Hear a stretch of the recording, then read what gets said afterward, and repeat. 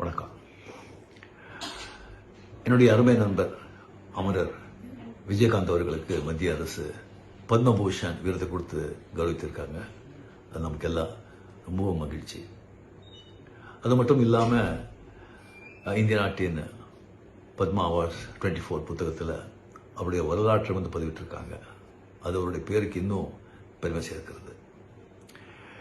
விஜயகாந்த் அவர் நம்ம கூட இல்லை அப்படிங்கிறது இன்னும் என்னால் ஏற்றுக்கவே முடியல. ஒரு டக்குன்னு தோன்றி பல சாதனைகளை செஞ்சு அப்படியே மறைஞ்சிட்டாங்க. இனிமேல் விஜயகாந்த் மாதிரி ஒருத்தரை பார்க்கவே முடியாது. அவங்கள நான் ரொம்ப மிஸ் பண்ணுறேன்.